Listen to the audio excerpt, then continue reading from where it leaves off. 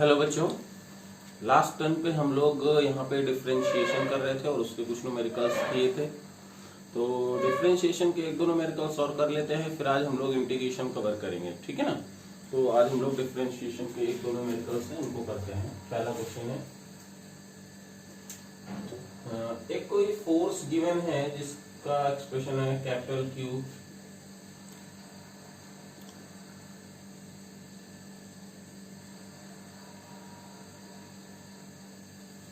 ठीक है। तो ये एक्सप्रेशन गिवन है, तो इसमें क्या करना है, we have to differentiate with respect to F.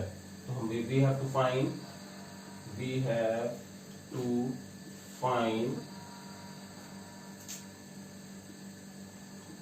df upon dx।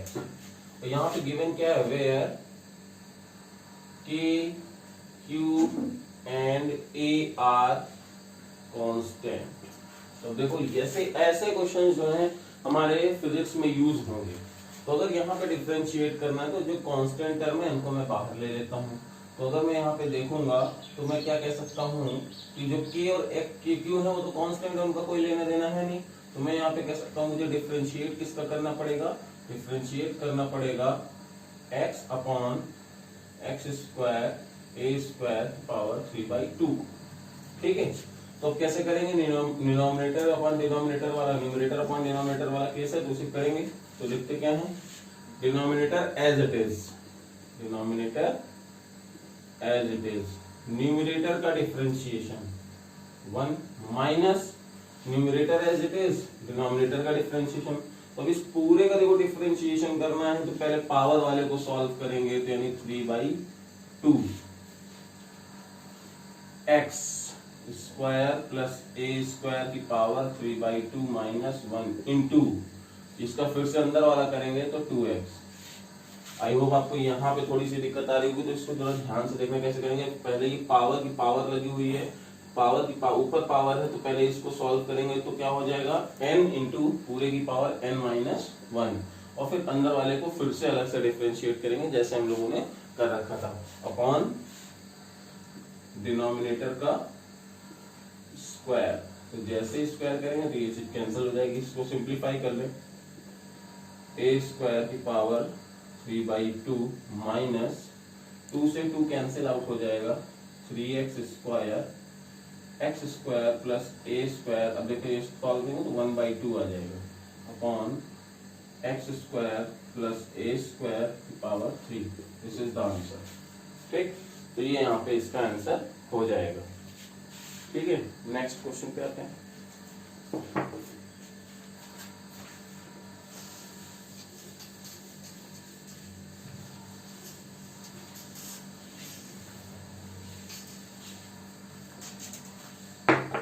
अब एक नेक्स्ट क्वेश्चन है जहां पे देख सकते हो ये वाला, y is equal to a 1 plus sine theta upon और x is equal to a cos theta, then find dy upon dx। ऐसा क्वेश्चन है। तो प्रॉब्लम ये है कि सर ये y तो x के टर्म में है नहीं, ये y तो थीटा के टर्म में है और x भी थीटा के टर्म में है, तो dy/dx कैसे आएगा।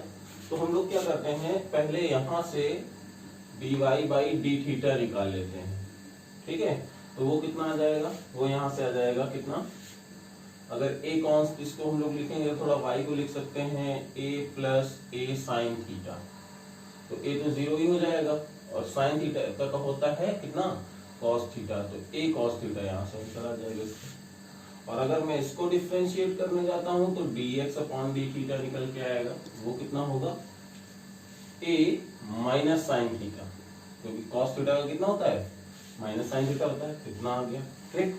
अब बस अब मुझे क्या करना है, dy, ये इक्वेशन फर्स्ट ले लेना है और ये इक्वेशन सेकंड ले लेना है। तो अगर मुझे क्या करना है, dy/dx चाहिए तो कैसे निकलेगा, dy/d theta upon dx/d theta. अब अगर इसको कैंसिल कर दोगे तो यही टर्म तो आएगा, तो इसीलिए हम लोग क्या करेंगे, इसकी पूरी की वैल्यू उठा करके a cos थीटा यहाँ पे रख देंगे, माइनस a sin थीटा यहाँ पे रख देंगे, a से cancel out, minus cot theta. This is the answer. तो ऐसे डिफरेंशिएशन के क्वेश्चंस भी आपको मिलेंगे।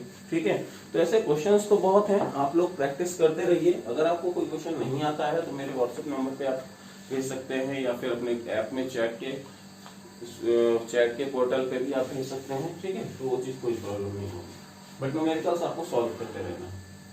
आज हम लोग बात कर रहे हैं इंटीग्रेशन की। तो बेटा अब हम लोग बात करते हैं इंटीग्रेशन के बारे में। ठीक है,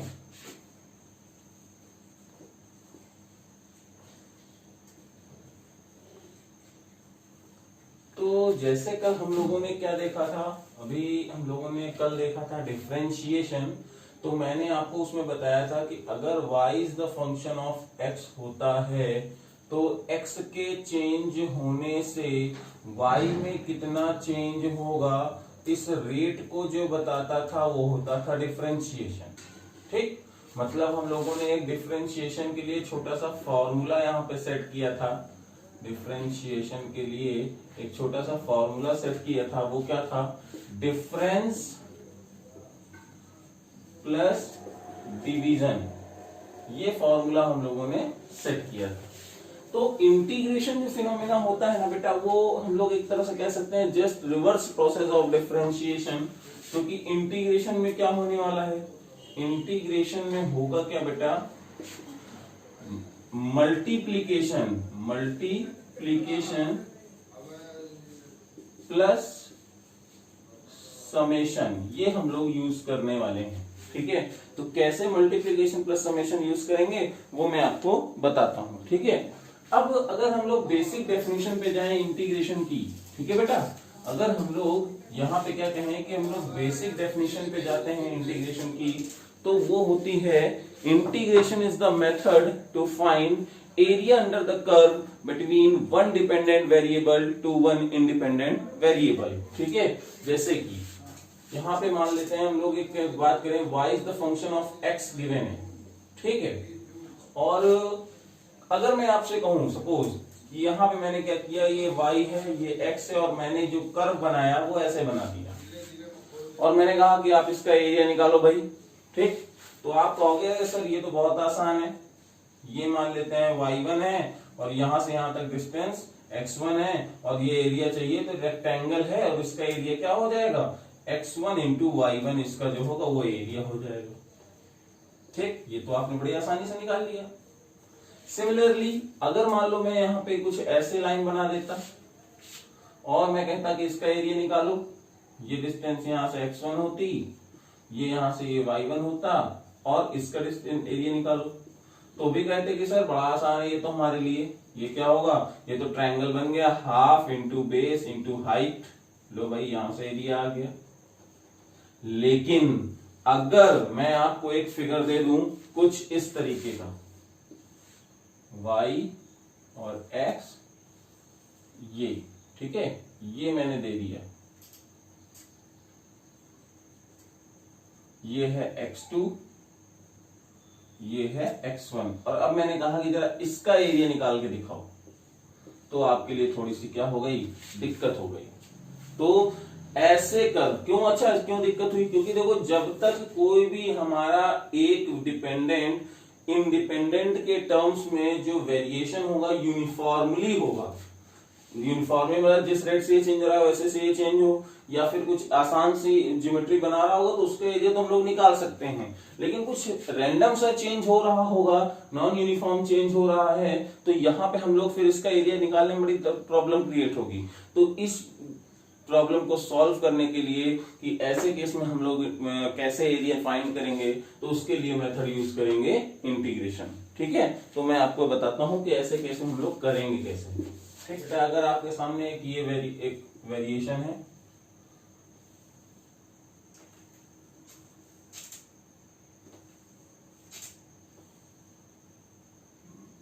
ये वेरिएशन देखिएगा।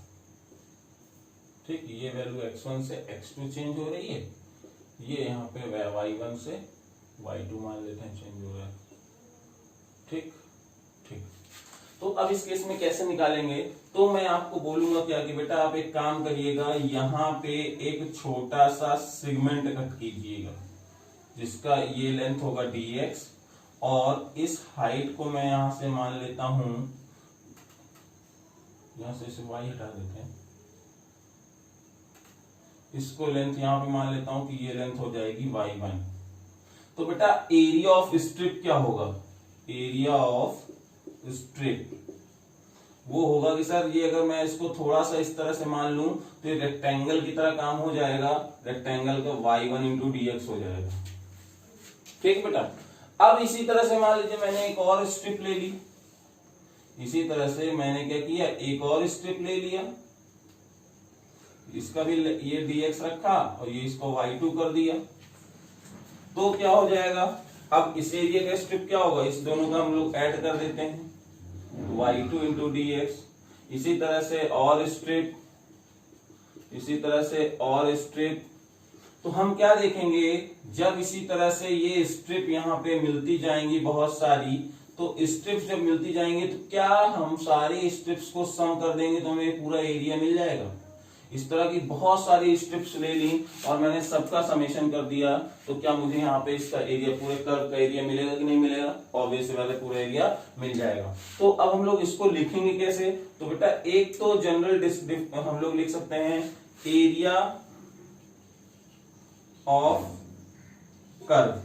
अगर पूरे एरिया हमें चाहिए तो कैसे लिखेंगे, देखो उस पूरी एक इतनी बड़ी लाइन को हम लोग कुछ ऐसे लिख सकते हैं, अगर आपने कभी देखा हो क्लास 10th में, y इंटू डी एक्स आई, और i की वैल्यू 1 से n, लिमिट भी लगा सकते हो। और इस मेथड को ही एक तरीके से अब हम लोग नया सीखेंगे कंटिन्यूअस चेंज के लिए। ये इंटीग्रेशन जो सांप का साइन बना हुआ है, ये इंटीग्रेशन का सिंबल है, और इसमें हम लोग लिखेंगे जनरल वैल्यू कोई y और dx, और कहां से कहां तक हम लोग ये स्ट्रिप ले सकते हैं, मिनिमम x1 से मैक्सिमम x2 तक, x1 से। तो ये हमारा जो एरिया निकालने का कर्व आ जाएगा, एरिया ऑफ कर्व। तो इसको हम लोग इंटीग्रेशन मेथड बोलते हैं। ये चीज हम लोग यहाँ पे कर पाएंगे। तो आई होप आपको इंटीग्रेशन समझ में आया होगा कि आखिर इंटीग्रेशन का मेन मीनिंग क्या है। ठीक है, अब हम लोग इसके कुछ फॉर्मूले हैं उनको देखते हैं और उस कैसे न्यूमेरिकल सॉल्व करेंगे वो देखेंगे। ठीक, ये अगर कहीं पे इंटीग्रेशन केवल dx दिया है तो हम लोग वहां पे x लिखेंगे। ठीक है, अगर कहीं पे इंटीग्रेशन dy लिखा है तो y लिखेंगे, अगर कहीं पे इंटीग्रेशन dz लिखा है तो z लिखेंगे, इंटीग्रेशन dt लिखा है तो t लिखेंगे। तो इस तरीके से आप एक बात समझ लीजिए, क्योंकि ये d जो है ना, d के साथ जो वेरिएबल होगा ये शो करेगा कि किसके चेंज की आप बात कर रहे हैं। ऐसा बिल्कुल भी ना हो कि पता लगा मैंने आपको आज ये फॉर्मूला बता दिया, इंटीग्रेशन dx की वैल्यू x होती है और सामने आ गया इंटीग्रेशन dt, तो आप क्या लिखो।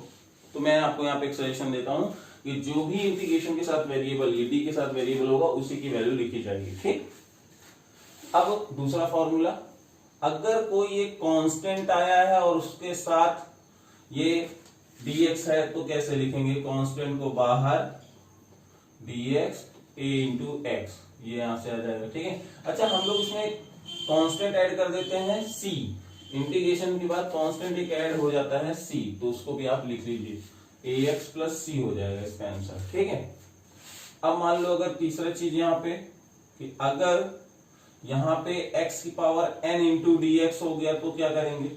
तो देखो इसको करने का तरीका थोड़ा सा सेम है, और जैसे हम लोगों ने डिफरेंशिएशन में किया था उसको जस्ट रिवर्स प्रोसेस। उसमें क्या करते थे, उसको छोड़ो, यहाँ पे इसको सॉल्व करेंगे तो क्या होगा, n plus 1 upon n plus 1।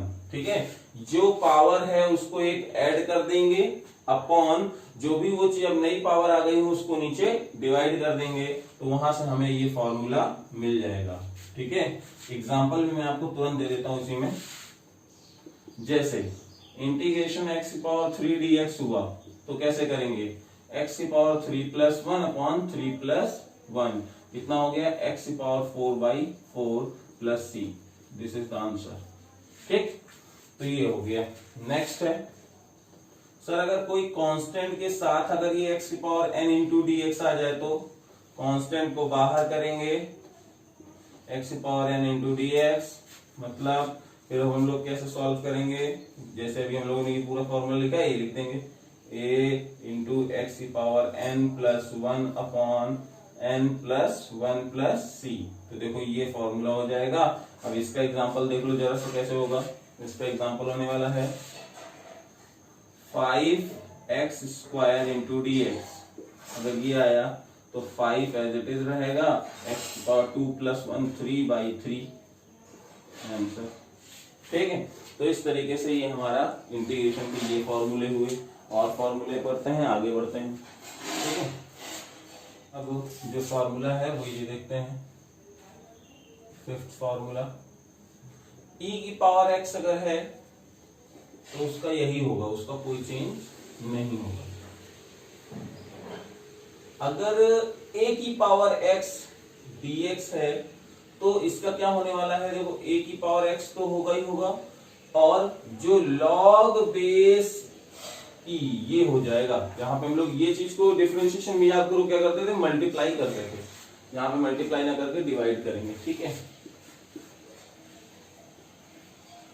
1/x into difference dx अगर गिवन है तो इसका हो जाएगा log base e into x, या कह सकते हो ln x। मैंने आपको बताया ना log फंक्शन होता है, तो यहां से आप ये कर सकते हो। ठीक है, अच्छा ये क्यों किया, तो सर एक काम ऐसा नहीं कर सकते थे क्या कि ये x की पावर -1 इंटू डी एक्स कर लेते और फिर x की पावर -1 प्लस 1 अपॉन -1 प्लस 1 कर लें। तो बेटा प्रॉब्लम ये है, देखो ये तो 0 आ गया और नीचे क्या आ गया, ये भी 0 आ गया, डिनोमिनेटर में 0 है जो कि पॉसिबल नहीं होगा। तो इसी वजह से 1/x का क्या होगा, log x होगा। ठीक है, अब फिर आते हैं इसके जो ट्रिग्नोमेट्रिक फॉर्मूलेज हैं। ठीक है, बहुत सारे। साइन x का आ जाएगा माइनस कॉस x, यहाँ पे आएगा इंटीग्रेशन कॉस x dx का साइन x प्लस c आ जाएगा। ठीक है, और इसी तरह से अब जो है सेक स्क्वायर x dx का जो होगा वो tan x आ जाएगा। ठीक है, फिर है sec x into tan x dx का सेक x आ जाएगा।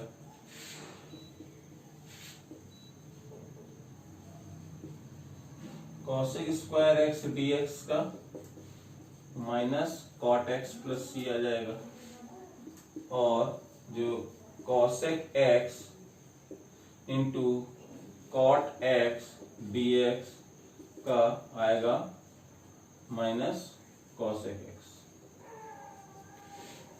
ठीक है, तो यहां से ये हम लोगों का एक फॉर्मूले सारे इतने सारे बन जाएंगे। ठीक है, तो अब इन फॉर्मूले को हमें देख करके आगे काम करना है, कैसे हम लोग इनको यूटिलाइज करेंगे वो न्यूमेरिकल्स देखते हैं। अगर मान लो कि u एक कोई फंक्शन है और v कोई अलग दूसरा फंक्शन है, और y जो आ रहा है वो u प्लस माइनस v से मिलके बन के आ रहा है, तो इंटीग्रेशन y dx क्या होगा। ठीक है, तो उसके लिए सिंपल सी बात है, u को अलग अपना x के टर्म में डिफरेंट इंटीग्रेट करो, v को अपना अलग x के टर्म में इंटीग्रेट करो। तो ये टाइप 1 के न्यूमेरिकल्स आ रहे हैं। जैसे एग्जांपल मैं आपको देता हूं, जैसे y की वैल्यू है x square sine x plus 1/x। ठीक है, तो इसको कैसे करेंगे, तो इसके लिए सिंपल से बेटा जो इंटीग्रेशन y dx आएगा वो क्या होगा, x स्क्वायर को अपना अलग इंटीग्रेट करो, प्लस साइन x को अपना अलग इंटीग्रेट करो, 1/x को अपना अलग इंटीग्रेट करो। कितना हो जाएगा, x 3/3 साइन x का माइनस कॉस x होता है, और 1/x का log x, और फिर एक नया कांस्टेंट सभी को मिला करके c। ठीक है, तो ये आंसर हो जाएगा। सिंपल, बहुत आसान है, आप लोग इसको कर सकते हैं। ठीक, नेक्स्ट एक और एग्जांपल मैं देखता हूं। जैसे दूसरा एग्जांपल है y = 1/√x plus √x। X power 3/2। ठीक, तो इसको कैसे करेंगे? तो integration y dot d x जो होगा x power minus half into d x, x power half into d x, x power 3/2 into d x. ठीक, तो कैसे होगा? X power half plus 1 upon half plus 1, half plus 1, half plus 1, 3/2 plus 1 upon 3/2 plus 1 plus c. तो यहां से देखो ये तो हाफ ही आ रहा है, तो यहां से कितना हो जाएगा? ये हो जाएगा रूट एक्स, और नीचे जो रहेगा वो भी हाफ आ रहा है, तो हाफ को 2 ऊपर आ जाएगा, ये आ जाएगा। फिर यहां से 1 से 3/2 हो गया ये, तो 3/2 तो 2/3 हो जाएगा, और x की पावर 3/2 प्लस ये 5/2 हो जाए तो 2/5, x की पावर 5/2 प्लस c। तो इस तरीके से ये भी आप सॉल्व कर सकते हैं। ठीक है, एक और क्वेश्चन मैं आपको दे देता हूं, थर्ड वन।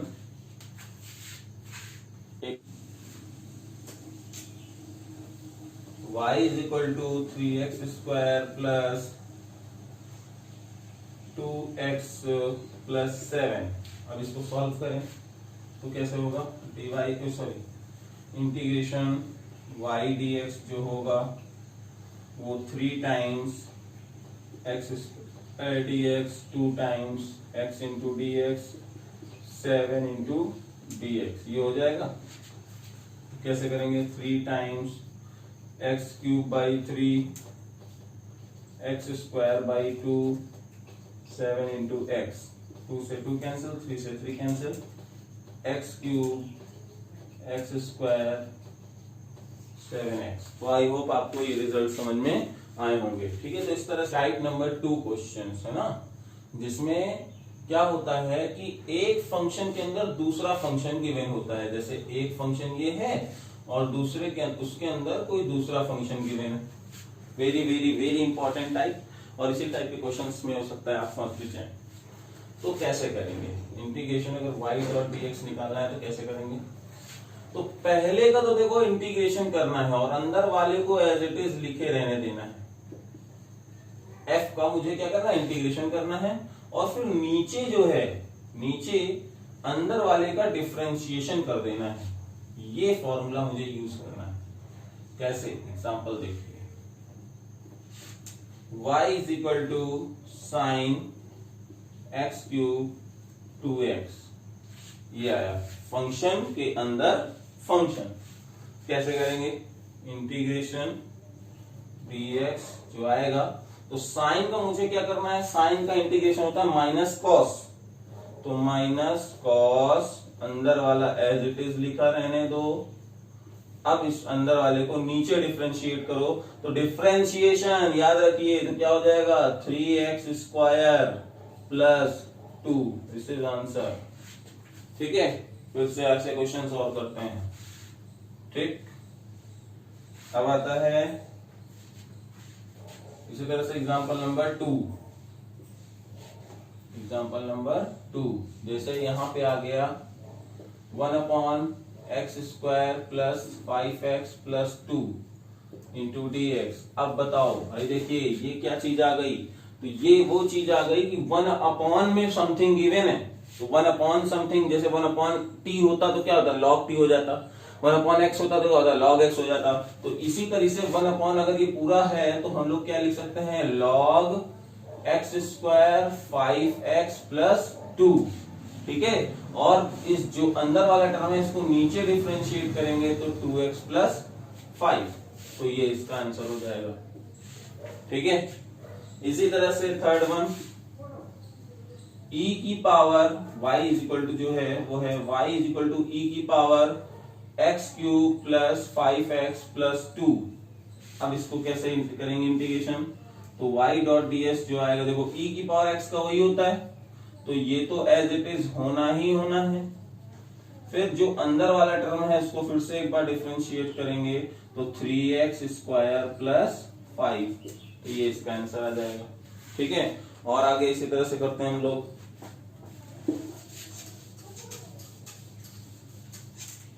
जैसे नेक्स्ट है y is equal to 1/x plus x की पावर 5। देखो अगर 3 दिया होता, अगर यहाँ पे 1/x प्लस इसकी पावर 3 2 दिया होता तो आप आसानी से कर लेते, उसको एक्सपेंड करते फॉर्मूले को और पूरा करते चले जाते। लेकिन अब यहाँ कैसे कर पाएंगे, तो उसके लिए मैं आपको बताऊं क्या होगा बेटा।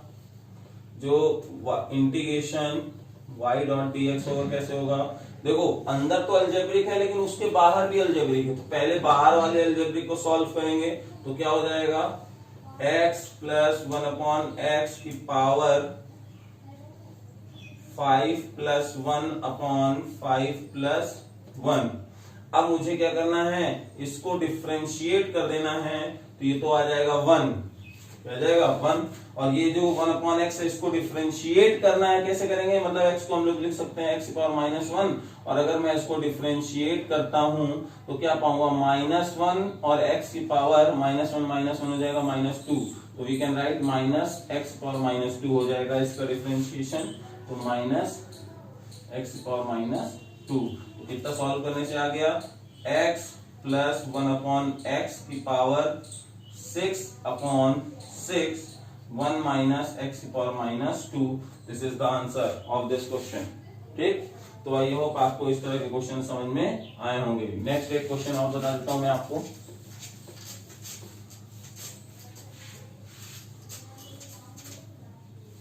जैसे एक और क्वेश्चन मैं आपको बताता हूं, 5th number, y is equal to है इंटीग्रेशन 1 प्लस 4x स्क्वायर।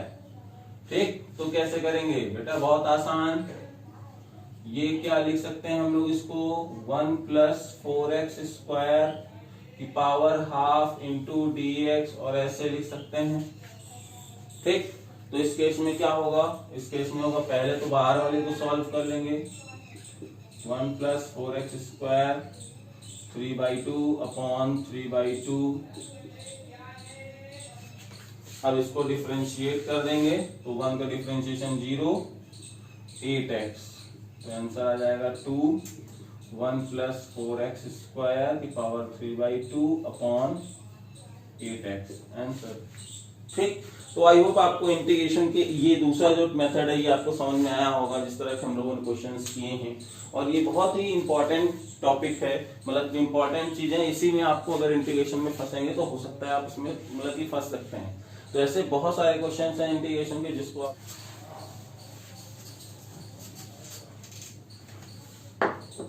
अब देखो बेटा, कई ऐसे क्वेश्चंस होंगे जिसमें आपको फॉर्मूले ना देकर, मतलब फॉर्मूले उसमें एप्लीकेबल होगा ही नहीं। ठीक है, तो उन क्वेश्चंस को कैसे सॉल्व करेंगे, जैसे आपके सामने अगर दे दिया जाए y is equal to cos square x. ठीक है, अब कॉस स्क्वायर एक्स का तो कोई फॉर्मूला है नहीं हमारे पास, क्योंकि कॉस एक्स का तो था लेकिन कॉस स्क्वायर एक्स का कोई फॉर्मूला नहीं है। तो उस केस में हम लोग क्या करेंगे, हम लोग कॉस को जो है ना रिप्लेस करेंगे। कैसे, आपको अगर एक फॉर्मूला पढ़ा हो कि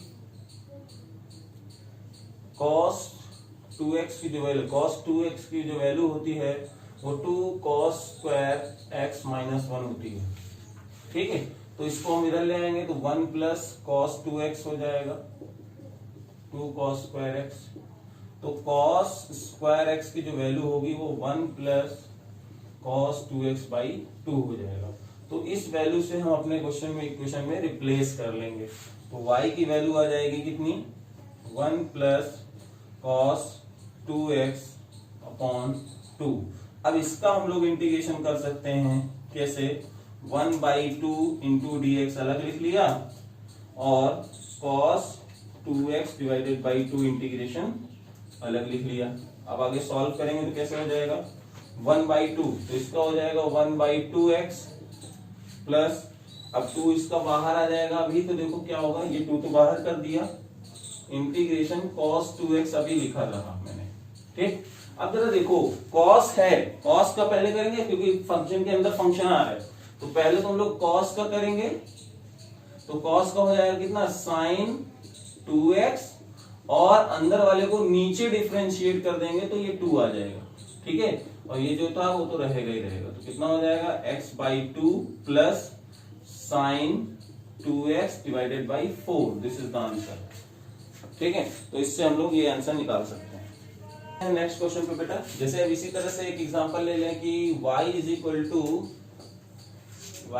टू tan स्क्वायर एक्स।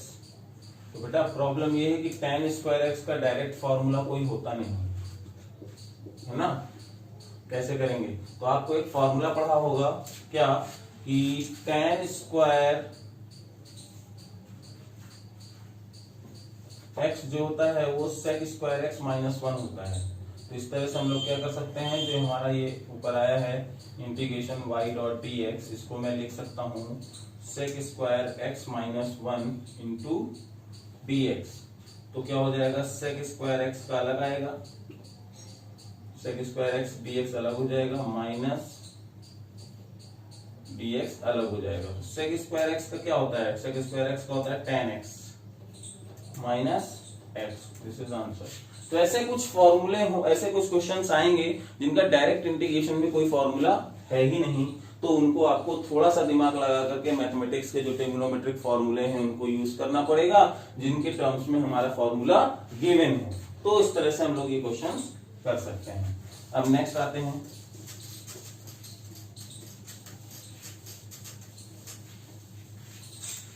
ठीक है, नेक्स्ट है, जैसे अब एक क्वेश्चन ऐसा दे दिया जाए 1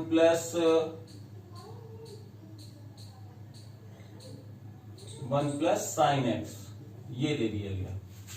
तो अब इसको कैसे करेंगे? अब प्रॉब्लम ये आ गई कि इसमें आप उस तरह से नहीं कर सकते कि 1 अपॉन लॉग्स कर दें और फिर साइन, नहीं, इसमें हम क्या करेंगे, ऐसे क्वेश्चन जब आते हैं 1 अपॉन 1 प्लस साइन एक्स या 1 अपॉन 1 प्लस कॉस एक्स, तो ऐसे क्वेश्चंस में हम लोग क्या करेंगे, कॉन्जुगेट का मल्टीप्लाई और डिवाइड करेंगे, ठीक है ना, कॉन्जुगेट का मल्टीप्लाई और डिवाइड करेंगे। तो 1 माइनस साइन एक्स आ जाएगा, 1 माइनस साइन एक्स आएगा, तो ये हो जाएगा 1 minus sine x upon 1 minus sine square x, तो जो कि क्या हो जाएगा 1 माइनस साइन एक्स जो आएगा अपॉन, ये हो जाएगा कितना,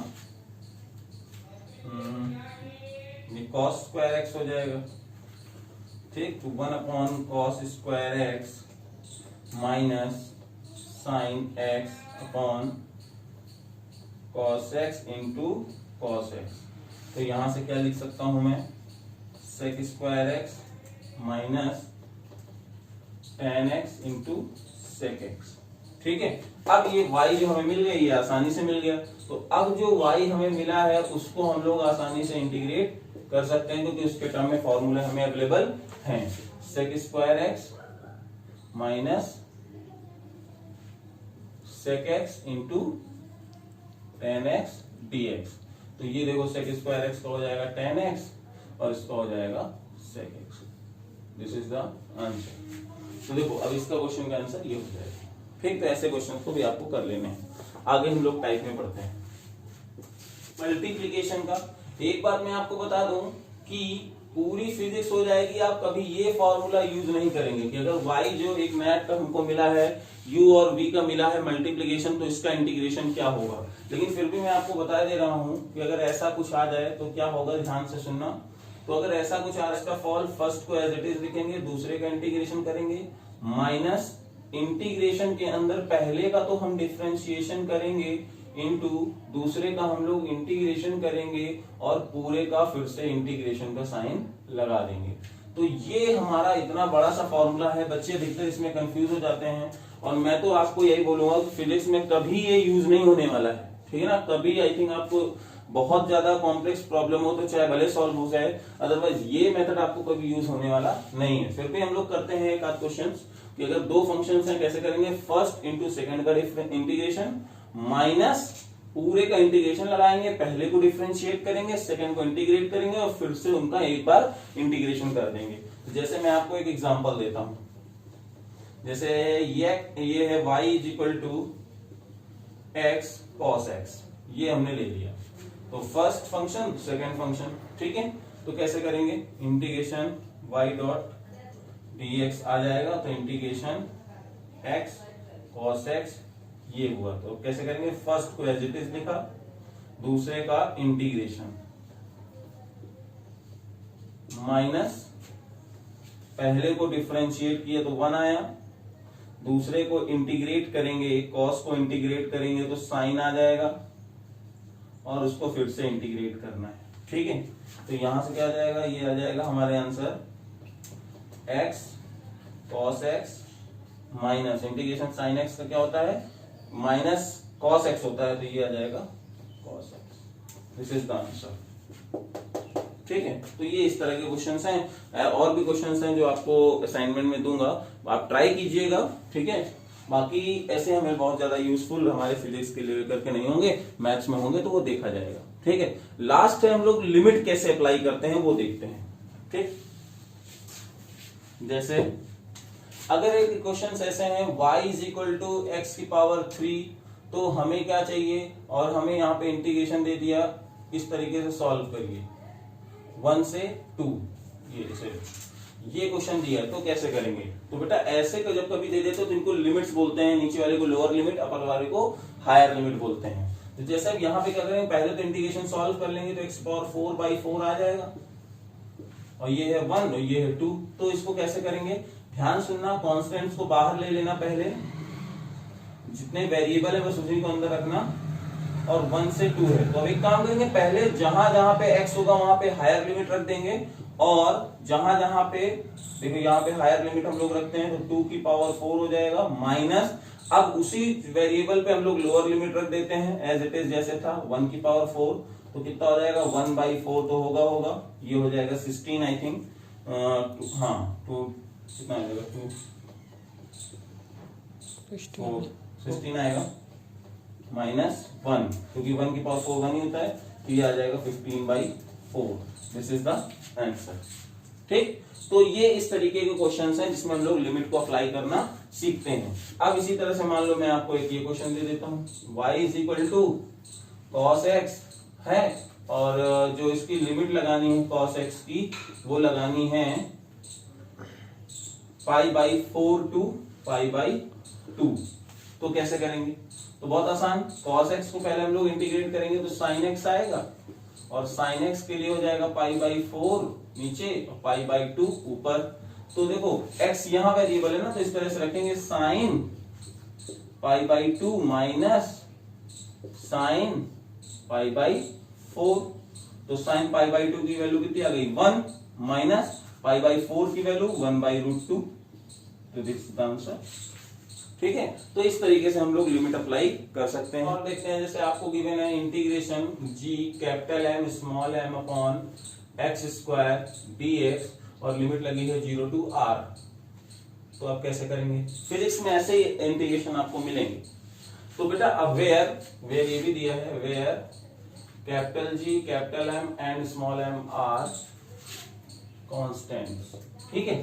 तो जो कॉन्स्टेंट्स है उनको मैं बाहर ले लेता हूं, 1/x² into dx 0 to r। तो कैपिटल M 1/x को हम लोग लिख सकते हैं x की पावर -2 dx 0 to r। जब इसको करेंगे तो ये आएगा कितना, इंटीग्रेशन करना है तो x की पावर -2 + 1/-2 + 1 और 0 to r, ठीक है। तो जो आ जाएगा ये कितना है -1 बाहर आ जाएगा, तो minus capital G capital M small m 1/x हो जाएगा, क्यों -1 हो जाएगा, -1 की मतलब 1/x आ जाएगा, 0 to r कितना हो जाएगा ये minus capital G capital M small m 1/r minus 1/0, ठीक है। तो 1/0 तो मतलब कोई मतलब ही नहीं है, नेग्लेक्ट हो जाएगा, ठीक है। सॉरी ये इंफिनिटी लगा देते हैं तो बेटर रहेगा, इंफिनिटी से है लिमिट 1/0 तो मतलब डिफाइन ही नहीं होगा ना, तो ये टर्म हो जाएगा 0, ठीक है। तो कितना आंसर आ जाएगा, दिस इज द आंसर। तो आई होप आपको इंटीग्रेशन आज समझ में आया होगा कि इंटीग्रेशन कैसे करते हैं। कई टाइप्स के जो टाइप्स थे मैंने बताए। आज मैं क्या करूंगा, आपको इंटीग्रेशन के जो topic wise type wise numericals हैं वो मैं असाइनमेंट में आपको सबमिट दे दूंगा, तो आप उसको सॉल्व कीजिएगा, ठीक है। अगर कोई प्रॉब्लम आती है तो अपने क्वेश्चंस को आप मुझे मैसेज के थ्रू सेंड कर सकते हैं। तो आज के लिए इतना ही रहेगा, थैंक यू।